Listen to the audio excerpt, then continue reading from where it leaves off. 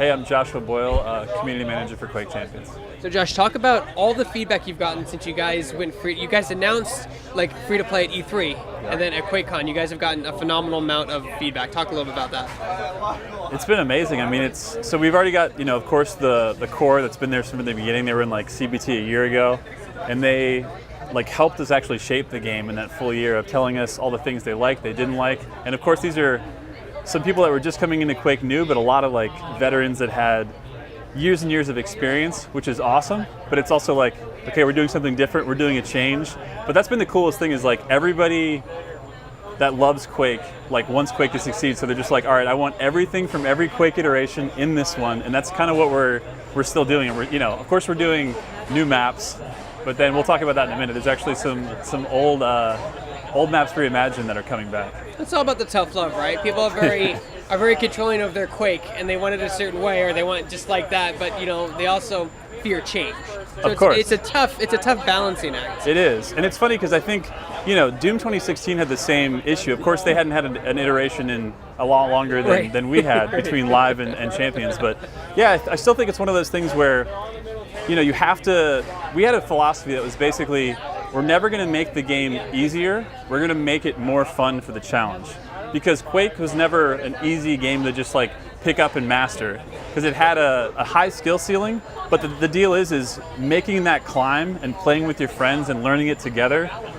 Every single notch up on the ladder is just more and more fun to do. So we always were focused on keeping everybody that has everything core about Quake, with strafe jumping, rocket jumping, circle strafe jumping, all this stuff, and all of course, the combat and the weapons that the arsenal that it is, built their entire company on. But basically, making sure that we just make it more and more fun and not, try to make it more casual. Yeah, because it's not I'll say it's not like Overwatch, right? Overwatch is very easy to pick up and play, but sure. And Quake Champ, and the problem, or a fighting game. Fighting game is really hard to break into it. Yeah. So how are you kind of introducing players who are new to Quake for the first time? Yeah. Some of that has been. A big thing we just did was we did an ELO reset, which kind of sort of helped after about 2 or 3 matches. First of all, you start with bots, so you start in a safe space, which is honestly, as crazy as it sounds, it feels good to get in there and sort of get used to what the combat feels like before you realize wait, it's 2018 and I have to pick up weapons and I have to think about where I am in the map and I have to sort of play speed chess around where all these items are and where the map is and where my teammates are, because people are just used to going, I have everything I need, hit this button for a kill, okay, I died, no problem, I'll just restart, everybody's different in the map. It's no, you stay in an intimate space with the people that you're with, which is what's always built the Quake community into the beautiful family that it is. But yeah, so it's been the onboarding of putting them with bots first, so they actually have an experience where they can get the combat, get that down a little bit. And then past that, it's been mixing in modes like Instagib, because a year ago we only had Sacrifice, Deathmatch, TDM. So first it was just get Instagib in there, so any place you shoot, is an instant kill. And it's a lot more fun and it's a lot easier. You don't have to know the maps in that sense. So it's easier just to get a feel for, you're just moving around in the game, you're picking different champions, different speeds. And then it's the new stuff that we're doing. So we've got 2 team-based objective modes. One is kind of a mix of what sort of Clan Arena was and Rocket Arena or Capture Strike. It's a mix of all those to where it's attack, defend. But the nice thing is if you die, you get to observe your teammate in third-person chase cam and actually engage with your Twitch audience, since that's back in the day it was you just played a million miles an hour and you chatted with your people you're playing with and you couldn't focus on anything else.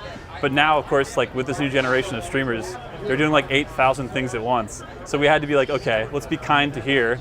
Let's get some of that, you start with every weapon and all that stuff. But then there's also pickups, so you still have health and armor pickups. So you don't have to just charge in, die, that's it. So there's a strategy to it, and there's also a timer to it. So it's basically a really high pressure situation. And of course this is Quake in the Dreamlands, so there's tentacles that start coming out of the slip gate and just killing everything. So it's Lovecraftian as hell, it's insane, it's good. And then of course we're bringing, we're trying to bring back CTF. So in CTF, it's the same classic 2 flag situation, but the beauty of that is again, newer players coming in, you can actually play more of a role. You can just defend, or you can just stick with somebody else and you can play just a single champion, not have to master all the different situations that you could be in where it's like super fast and you're switching on the fly. So, and then again, you're based with the team. You're able to actually, like, we did just some UI changes. You can see your team's like health and everything else. So it's just like, instead of being selfish and grabbing like mega health when your teammate's dying, you can just like be a friend. So it's a lot of things like that with the UI, with the matchmaking, and especially with the modes. And of course the bots. Good God, the bots. Like, it just makes the bots were a heavily requested thing that you guys took a while to get into the game, but they're in now, and that's the important thing. The complicated thing is, though, is again, so we have now all these different champions with different speeds and different abilities, so we had to do it in phases, right? And then again, when you start adding objective modes, then these bots need to properly act in these according situations, depending on the champions they're around, depending on who's on their team, and depending on now, like, actually having to, like, if you're playing Slipgate, you can't just be like randomly killing. You got to go to the Slipgate and do the objective as a bot. So it's taken us some time to get there, but it's cool. We've already got, from easy to nightmare bots. So people, if they have the Champions pack, which is like every champion now and forever unlocked, you can play a custom game and already boot up right now and like do any like skill level you want to do. You can even customize what all the bots are, like what their skill level is, who they're playing, everything else. And as a regular player, just in free to play, you can team deathmatch bots only if you want, just to sort of like get your feet wet and get familiar with the levels. So another thing too that's important in a game like this that's kind of been glanced over, kind of been phased out is like map path rotation. Sure. There's, you're doing circles. There was a game I played, I don't think I can talk about it because it's still under embargo. But there's another game where like I just found myself doing circles in a certain way on the map, continually picking up armor and health and weapons. Yeah. So talk a little bit about like designing that in basically 2018.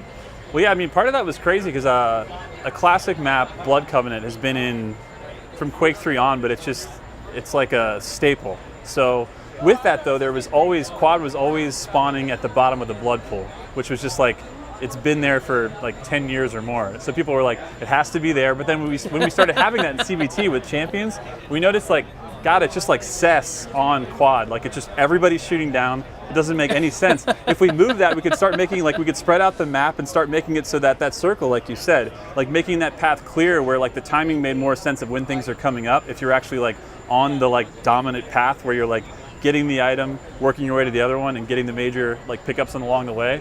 So yeah, it's been a fun challenge of like, wait, this champion's super fast and they're on a skateboard and they just injected and now they're twice as fast. So like we maybe have to move that back a little bit, or we have to build this level out a little differently. So the pathing has been a definite challenge with different movements, different styles, but it's been fun, man. I think what's also interesting about this game particularly, it's like it has reminiscence of like, of Quake, Doom, Tribes. Like if you stop, you die. Like you don't want to stop in Quake Champions. You want to keep moving it. And that's counterintuitive to a lot of games where you're stopping and camping or stopping to aim down the sights. And like it's just, you got to keep moving. But that's the thing, right? Is like a lot of the modern games, even some of like the newer like Flavor of the Month mode games, it's all about like, you never make a mistake because when you die, there's no punishment. Like you just wake up in another game and you do it all over again. And you can always say like, oh, that's random because like that guy picked up that random thing in that random place and like whatever, just chalk it up to that. Whereas in Quake, again, like how games were, when arena games were really big for FPS, you get punished with a lesson every single time. And it's quick to pick up where you're just like, oh, situationally, like I probably shouldn't have rushed that guy down when he was shooting me with rockets and I have like a starting machine gun. Like, where is that thing? I should get that. Right. But it's also like getting used to dying a lot, which is like the best player in the world in arena FPS will die a lot still. Which is like players don't like to do that. It's that learning curve that at least players in 2018, they don't like dying. They want to feel like Destiny's an example. They want to feel like a god all the time. But you know what I mean? Like, the beauty of that is I feel like we're always less worried about that because we know the combat in Quake is so good. Like the weapons feel so heavy, and the way that you can combine them as far as like hitting somebody with a rocket, knocking him up, hitting him with the rail, finishing with lightning, pushing them away, it's like, it's so satisfying once you actually start getting into like the visceral feel of how the different weapons feel. And again, it's not some like random loot thing that opens in the middle of a map. Like you know where they are, they're always there, they spawn on time. So it's just, I think it's like getting used to dying and realizing that's okay, and then getting your hands on those weapons and being like, no, it's very okay. Because you can make it happen the other way around too, you know what I mean? Do you guys ever like, open the door to Quake Live and kind of peek in and say, hey everybody, what are you guys doing in here? Can we do anything in Quake that would bring you over here, or Quake Champions, or do you talk to that community at all? Yeah, we definitely still have people on the team that are still play Quake Live, and of course like all of us grew up with like a lot of friends from Quake Live, and some people stay in there. I mean, Quake Live can run on like a toaster, so it's like if you have a toaster as a computer versus like a brand new computer that could run, like Champions and everything else at like 1,000,000 frames per second with like the craziest monitor and refresh rate, it's like you can't be like, hey, just upgrade, just come to this game. Because it's like, A, it's not an upgrade, they're different games. And B, it's also like, that computer maybe couldn't run Quake Champions as well as it can run Quake Live, that you've been literally playing on that same computer for like 12 years, right? So it's like, no, I mean, they're two really good communities, and like a lot of the players have come over, but the ones that are there, it's like, I don't want them to do anything they don't want to do. Like, they've got their core people that they play with, they love the modes they play, so like, yeah, it's brilliant. Like, it's all Quake. It's all Quake to us. Is that a thing? Yeah, it's all Quake to us. It's all Quake to us. Yeah. No, so I'm going to get really in trouble for asking this, but... Ooh, good. Do you guys, from our community, do you guys have any plans to release on console at any given point?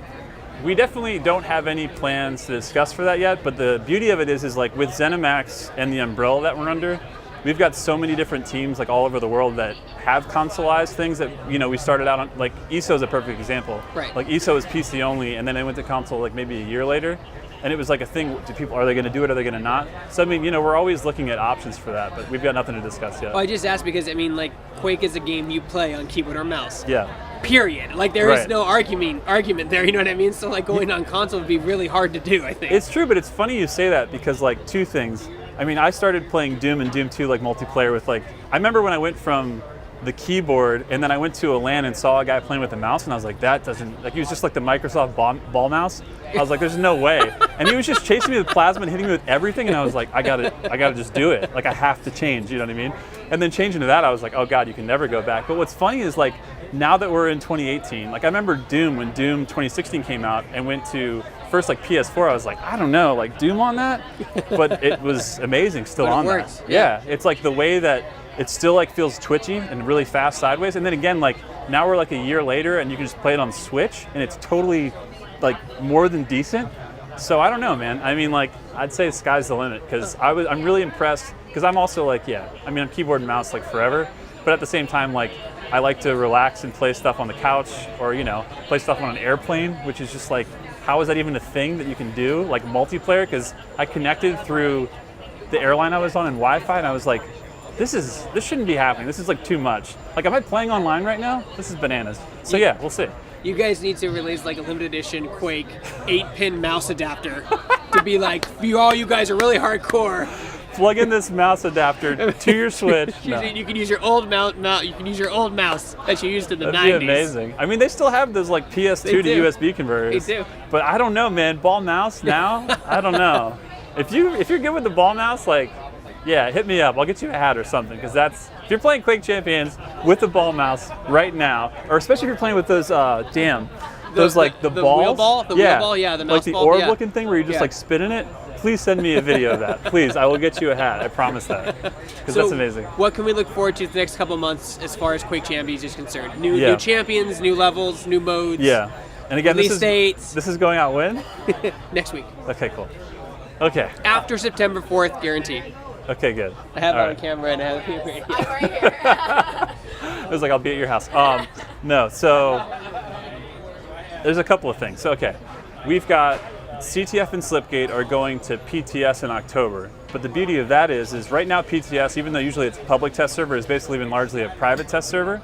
But what we're doing is everybody who's bought the Champions Pack, which I think is still on sale now, and maybe will be when you watch it, or see it, or hear it, or read it, wherever you do that. But by getting that, what we're going to do is give everybody from that now just automatic access, where you don't have to do anything. If you have the Champions Pack, you're just in the public test server, and we're just limiting it to 500 players concurrent. So if you're in there past that, you're basically just in a queue, and as people leave, you get in. Just to make sure that we're not just like dive bombing the PTS and then no one's in live anymore, because it's like, oh, you want to play CTF? See you later. You know what I mean? Plus, it's like we want to incentivize and make it feel, I don't know. Like I remember when CBT came out first, like closed beta. As silly as it sounds, like being in line, I got more. Of course, playing it was like the best experience ever if you had all your friends in there together. But being in line, I was just like, let's go. Like Q Champions, like here we go. Like 2017, 16, no 17 at that time. It was hype. So that'll be hype again. But more than just the objective-based modes, which is CTF and Slipgate, we've got a new champion coming out in September.